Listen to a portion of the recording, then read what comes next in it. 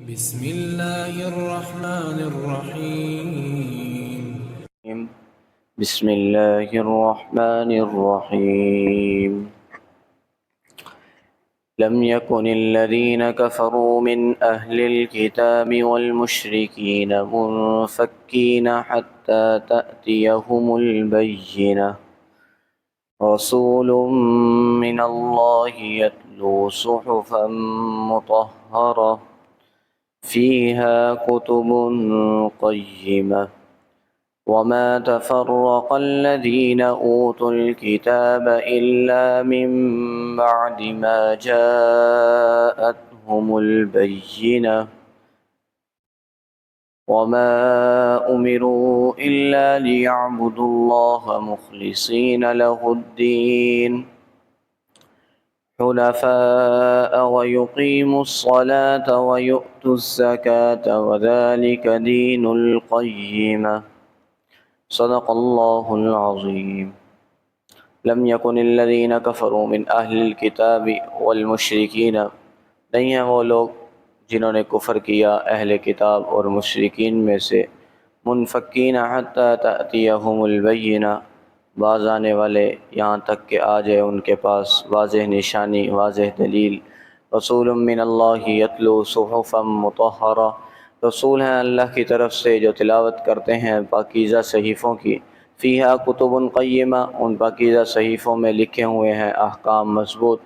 وما تفرق الذین اوتوا الکتاب الا من بعد ما جاءتهم البینہ، اور نہیں تفرقہ ہوئے، جدا جدا ہوئے، اختلاف مختلف ہوئے وہ لوگ جو دیے گئے کتاب مگر بعد اس کے کہ آ گئی ان کے پاس واضح نشانی،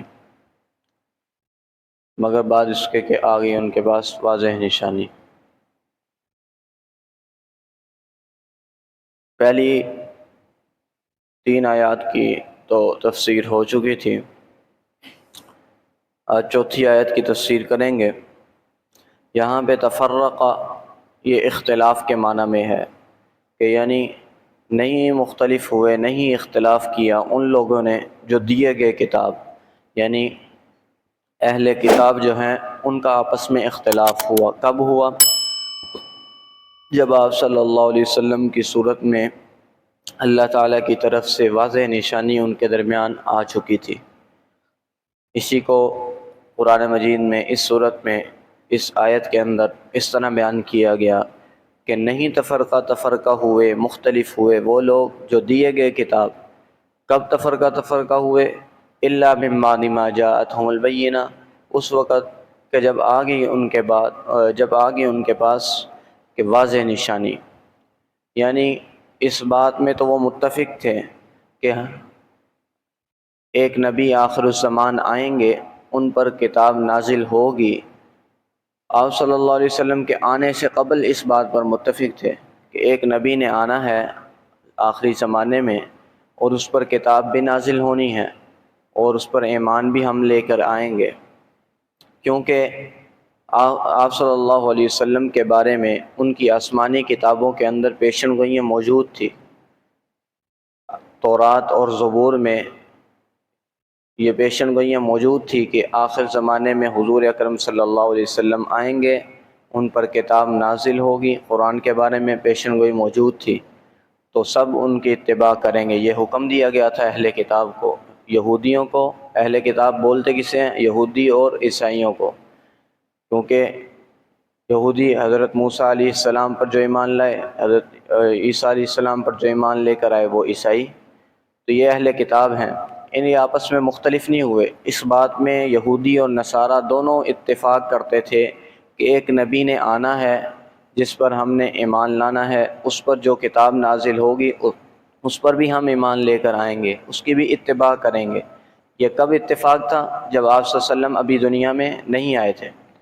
تو جب آپ صلی اللہ علیہ وسلم دنیا میں نہیں آئے تھے اس وقت تو ان کا اتفاق تھا.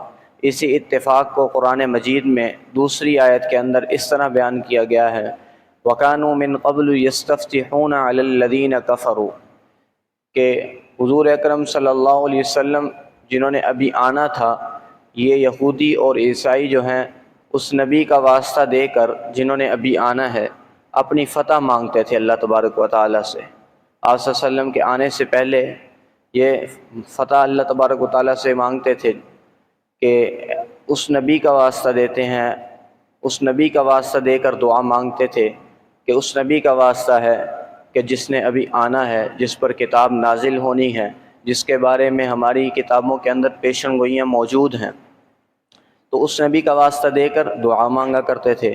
اور مشرکین کے ساتھ جب ان کا مقابلہ ہوتا تھا تو مشرکین کو کہتے تھے تم ہمارے خلاف زور آزمائی کر لو جتنی کرنی ہے، لیکن آخری زمانے میں ایک نبی آئیں گے تو وہ تمہیں زیر کر دیں گے، تمہیں نیچا کر دیں گے، چونکہ ہم ان کے ساتھ ہوں گے تو ہماری فتح ہوگی۔ یعنی یہ اس بات میں تو متفق تھے آپ صلی اللہ علیہ وسلم کے آنے سے پہلے کہ ایک نبی نے آنا ہے، ہم اس پر کتاب بھی نازل ہوگی، ہم اس پر ایمان لے کر آئیں گے۔